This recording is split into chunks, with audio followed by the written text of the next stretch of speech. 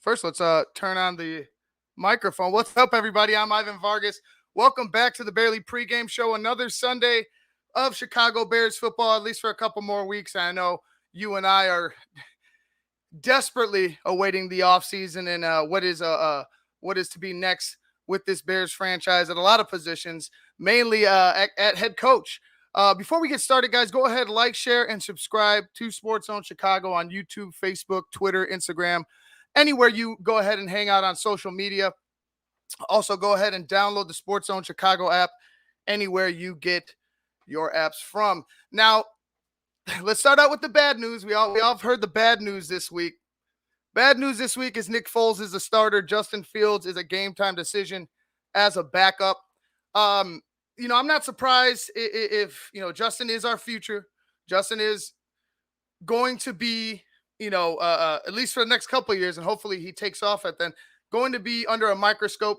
So you might as well go ahead and protect him, especially if he's not ready to go. Justin would let you know if he's ready to go. Justin's the type of player that I feel understands where his body's at, understands how his body works.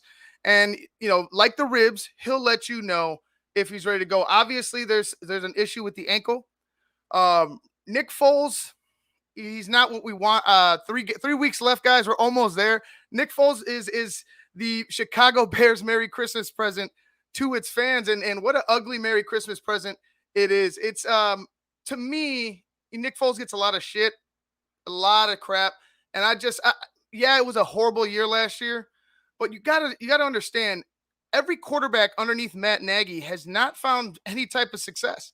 I mean, what quarterback has found real true success outside of 2018, which is that fluke season, that kind of a wacky out of the norm type of season for the Chicago Bears. It's kind of status quo because the Bears have a lot of those years, no consistency, just kind of one and done years where they get your hopes up.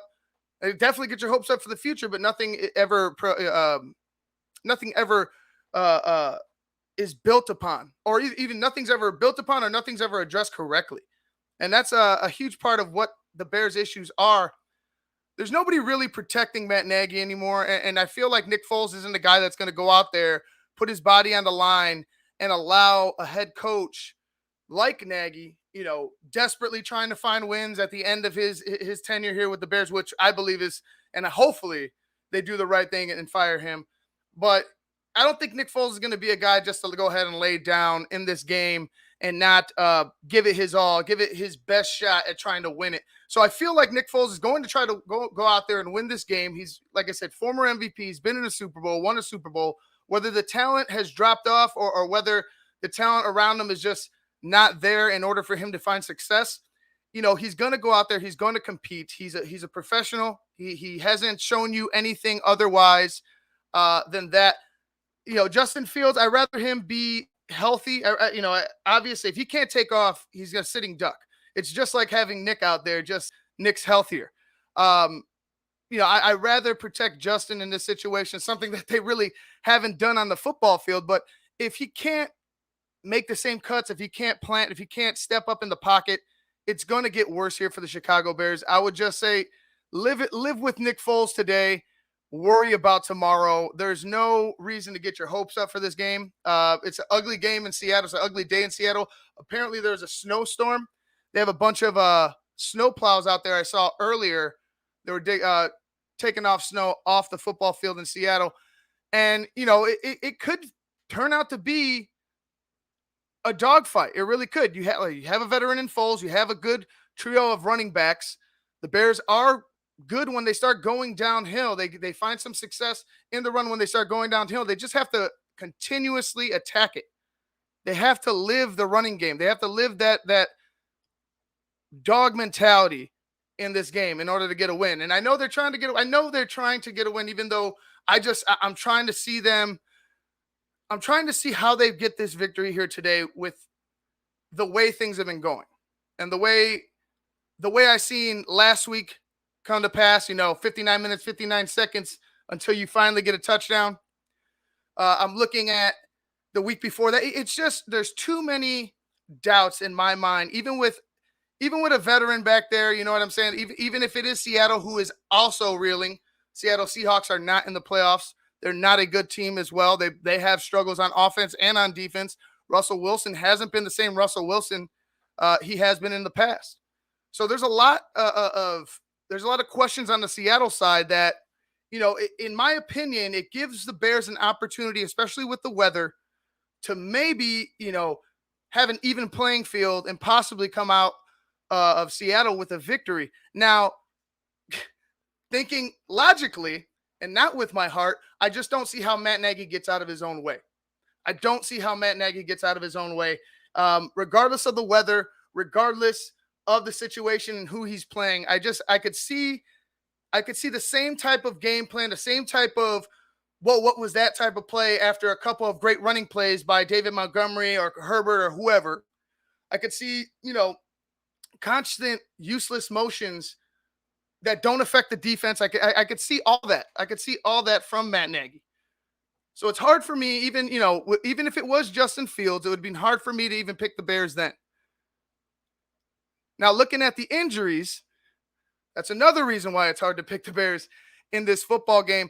You got the concussions, Crawford, Grant, in concussion protocol. Peters has the ankle. Dalton, his hand and groin. You have Akeem Hicks on COVID reserve. There's just like half the team on COVID reserve. Ryan Naw, Isaiah Coulter. So you're going to be playing shorthanded yet again this week. You have a big guy across the field from you in DK Metcalf, a guy that can be a problem. I know Justin Jefferson was shut down last week by Thomas Graham and the rest of the secondary. Defensive secondary played well last week. But you have to bail them out as an offense. You have to be able to stay on the football field, and you have to be able to score touchdowns. That's just the name of the game. I mean, this is football. This isn't fucking rocket science. We're not trying to dissect, an animal here. This is football. It could be very, very simple. It can be very, very simple if you allow it to be. But if you continue to do the shit that you've been doing for the past 3 years, you end up with a lot of confusion. You end up with a lot of frustration, and you can start to see it, especially out there on the football field with the Bears at times. Another weird type of decision Matt Nagy has decided to go ahead and make is going ahead and starting Germain Ifedi over Larry Borom. You're starting Germain Ifedi. He was a first-round draft pick by the Seattle Seahawks. I get it. You're not a team that's in position to go ahead and do these gimmicky things, these high school type moves. This is a high school type of move. The guy can't get. I mean, honestly, the guy was there because you had an injury. Because Larry Borom was out. Larry was on COVID, I believe. Larry Borom gives you your best shot at winning the game. Larry Borom is your future. You are not going to be a part of this future. Why are you going to go ahead and start Germain Ifedi? Just for shits and gigs? Just so he could smile and wave to the fans and maybe possibly have some type of personal vendetta solved for him? It doesn't make sense to me. Another high school move by Matt Nagy. Why not Larry Borom? Tevin Jenkins is going to be out there. I think Tevin Jenkins is going to be out there unless Peters is back. Did I mention Peters? Oh, yeah, Peters with the ankle. That's right. Peters with the ankle. So, I honestly hope Tevin's out there and not somebody else. Latavius Simmons, are they going to march Latavius Simmons out there for Tevin Jenkins? I wonder. Just a ridiculous decision. Larry Borom, it was playing excellent. He wasn't. It was better than what we've had at right tackle in a while. And he's young. It's his rookie year. He is learning on the fly, but he's learning very, very fast. And he's doing a hell of a job at doing it. Why are you starting Germain Ifedi? You saw Germain Ifedi last week, and a lot of people had issues, and you knew how I felt about it. I went nuts on him. I went nuts right here when we were calling the game on Barely Live.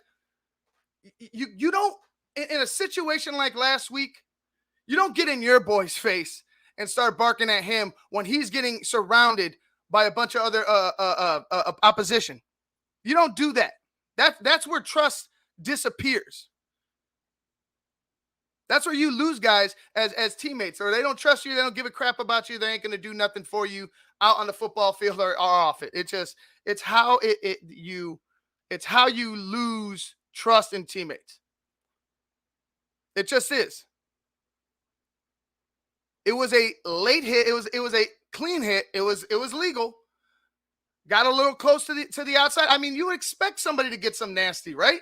You expect somebody to get in somebody's face and give them the business after a close, a legal hit. He was still in bounds, but a close to being a late hit. Something that was a little extra that probably didn't need to be. You get in your teammate's face over the opposition. And then you get gifted by your head coach who believes in participation trophies. Obviously, you get gifted with a start. You get gifted with a start. It doesn't make sense with this guy. I wonder what the game plan is going to be today, especially when the track is going to be slow. I mean, I would expect the track to be slow. There was snow all night. It looked like it looked real early in the morning when they were out there with the, I don't know what they had, the Bobcats. They were just going out there with the snow plows and trying to plow as much snow off the football field as they could to get the game, get it ready for the game today. What are you going to do with a slow track? Are you going to drop back? Are you going to drop Nick Foles back 49 times? Are you going to leave David Montgomery off the football field on third down? Are you going to even have a running back on the field on third down? Fourth down? Are you going to be able to put the ball in the end zone multiple times today? Because you've been in the end zone multiple times on teams. In games that you've lost, you've reached the end zone or the red zone, quite a few times. You just haven't scored. You haven't been able to put the ball over the line whatsoever. And I feel like a lot of that is you getting cutesy as far as play callers, Matt Nagy or Bill Lazor. But you have to be able to put the ball over the line. Running the football can do that. Keeping your running back on the football field, even off a play action, can help you do that. But what they've been doing lately, I know Darnell Mooney was wide open in the end zone last week. Could have had an earlier touchdown. Might have been in the ball game there at the end. But again, those missed opportunities where it's like, oh man, that's on the player. We just missed that. They're there, but they're not there as much as the what the fuck are we doing here on offense type of plays. It's just not there. They're not overwhelming like those. Merry Christmas, guys. Merry Christmas, Armando. Merry Christmas to Patty too, and Dito and everybody else over there at the Lara family. Thank you guys for joining in. But yeah, let me get this Bears injury off. You look at how they settled for the field goal, and they've gone for it on a couple fourth downs. They've tried to at least go for it in recent weeks on fourth down in the red zone in opponent's territory to get points. They just haven't been able to do it. They just still haven't been able to do it. So again, even with a busted down Seattle Seahawks defense, even with an offense in Seattle that's questionable, they haven't been hitting on all cylinders whatsoever. Like I said, they're out there. They're on the outside looking in just like us. 4-10 and 5-9. Who's going to show up today? Are the Bears going to go ahead and give us the fight that they had, especially on defense last week? Because you're going to need that fight on defense today. You're going to need some fight on defense today. You're going up against, a couple good wide receivers, DK Metcalf and Tyler Lockett. You're going up against Russell Wilson, who's still dangerous regardless of the down year. And you got to remember, guys, he's hurt his finger in the Rams game. He was on the fast track to come back. I don't know if he rushed himself back too soon or what. But he's still dangerous. He's still dangerous. I mean, he might be suffering from that injury still. Might have not recovered as quickly as he hoped. But he's still dangerous. So now you're looking at a defense, hopefully, like I said, hopefully they come out and play aggressive. If they do, you're looking for the defense to make turnovers, generate turnovers, something that they just haven't done since it feels like since 2008. We haven't had a turnover since 2008, but that's not the case. They've had turnovers in other years. They've had turnovers this year, believe it or not, but it's not at the times you need it the most. It's not at the most opportune times. It's not in the biggest moments. There's no clutch moments on defense. It just feels like at a certain point in games, because of the lack of offense, your defense they become just, kind of starry-eyed, kind of just zombied, going through the motions at times, playing hard, especially a lot of these guys that aren't starters, playing hard. Thomas Graham, you got guys like that are playing hard that aren't starters. But it just becomes it gets to a point where you just look up and it's like, wow, this is insurmountable.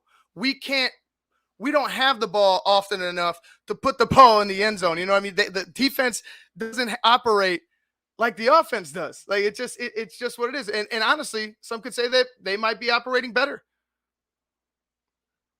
But the defense doesn't get the ball as much as the offense does. They can't do anything about the scoring except for keep the other team out of the end zone. And they're going to have to do that a lot. But how much are we going to ask out of them? Like you've seen in certain games, when we ask too much of the defense, it's just we end up disappointed. We end up just like, I feel like I end up back 2002, 2000, 2000, like any year where the Bears just were amazing on defense. And if the offense could just have a quarterback, or if the offense just made another play, or if the offense just did anything, we could find a way to win the football game because of the defense. But they're never on the same page. They haven't been for a long time, at least. They haven't been for a long time. I'm looking for the defense to give a admirable fight. They're going to go ahead and I think do or play the way that they played against the Minnesota Vikings. Did a good job at locking down Jefferson. Like I mentioned, they're going to have to do a good job again against a even more physical wide receiver in DK Metcalf and a speedster in Tyler Lockett. They're going to have to play. They're going to have to stick with their men, and they're going to have to play, at least on the line. They're going to have to contain Russell Wilson, maybe put a spy on him, and as far as the secondary, stay with your man because they're looking for that broken play. Like at a certain point, they roll Russell out a lot, but Russell does a great job at improvising, and they will go and hit you deep on a broken play. So you're gonna have to be smart as far as your secondary play is concerned. You got to always stay with your man.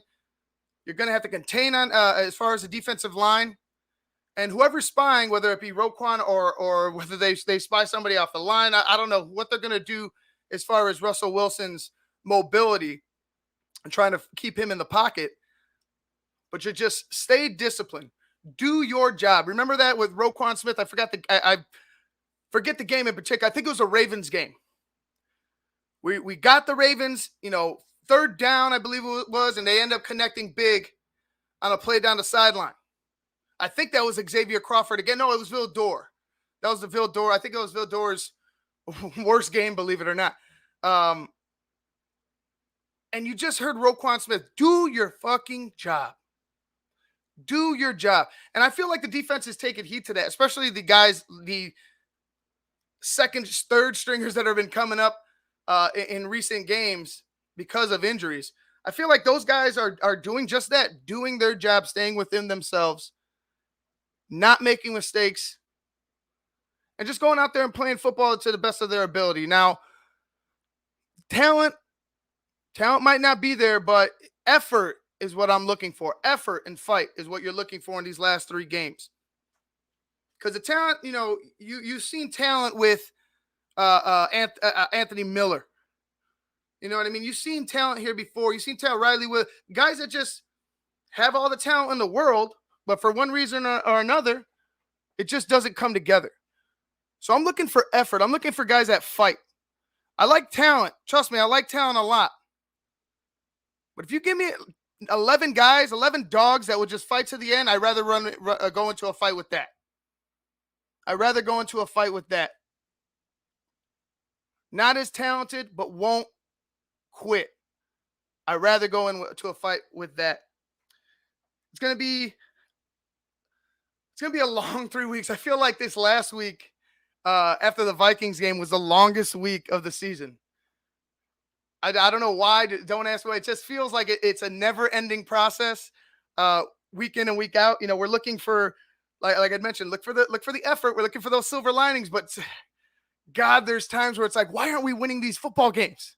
Why didn't we beat the Minnesota Vikings? Why didn't we beat the Pittsburgh Steelers? Why didn't we beat the Baltimore Ravens with Tyler Huntley? And I'll put some respect on Tyler Huntley's name because he went out and won a couple other games. He gave the Packers all he could, went out and beat us. Tyler Huntley's not some pushover type of a backup. He could do the job now. So I'll give some respect to Tyler Huntley, but you should have beat the Baltimore Ravens. You should have beat the Baltimore Ravens. There's so many games in this season that you look back on and you're just like, how, Sway? How didn't we get one more? How did we get a touchdown? Like, how couldn't we get a touchdown? Just one more touchdown. That's it. That's all we pretty much ask in some of these games. One more touchdown to put you over the edge.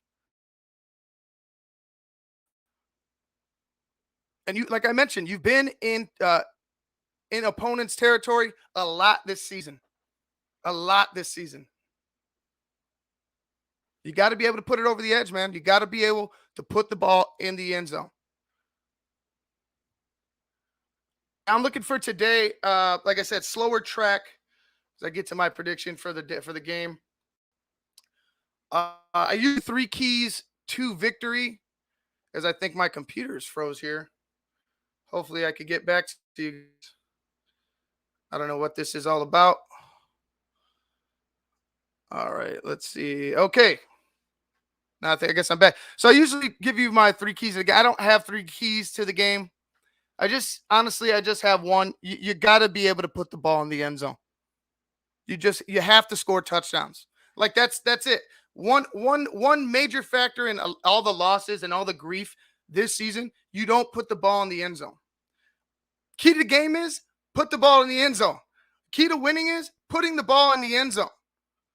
At a certain point, don't get me wrong, you could use other ways to win, but if you don't score touchdowns, you make it a lot harder on yourself, on your defense, on your fan base.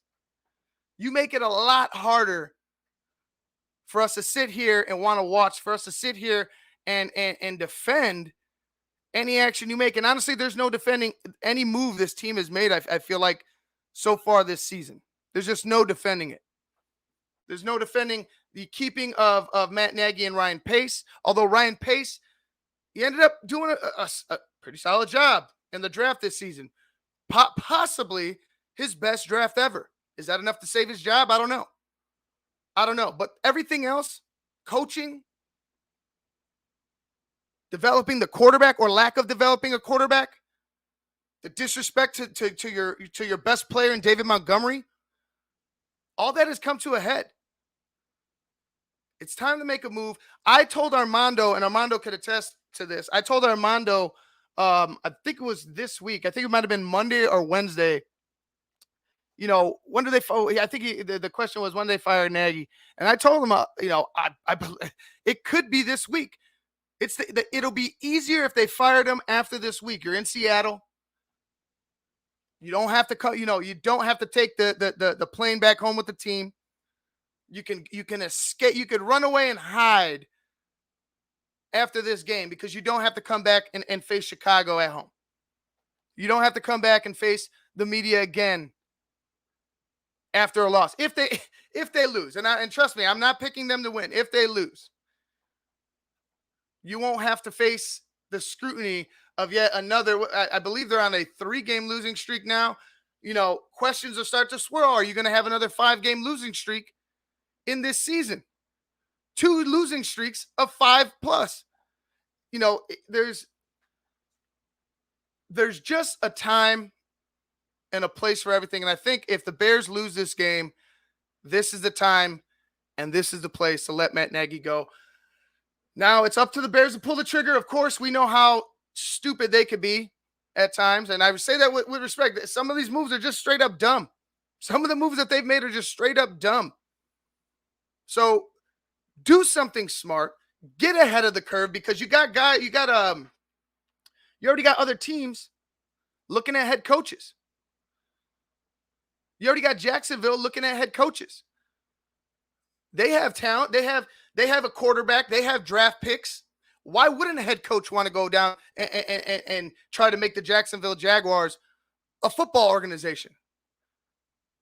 I mean, Shad Khan has a lot of work to do, especially when it comes to picking a head coach and a leader. But why not? Why wouldn't Jacksonville go ahead and be the team that a head coach would want and covet? You got a lot of work to do. You have a lot of decisions to be made. I hope they make the right ones. I'm going to go with the Seahawks in this one by 3. Seahawks by 3. I'm going to go 23-20. The Bears, ironically, get 20 points. And ironically, the Bears will lose again today to the Seattle Seahawks. Guys, I'm Ivan Vargas. I will be with you guys in a couple minutes for Barely Live. So stay with me on YouTube, on Facebook, wherever you're checking me out. I will be back in about 5 minutes for Barely Live, giving you my live play-by-play and reaction to the Chicago Bears versus the Seattle Seahawks. I'll see you guys in a couple minutes. Peace.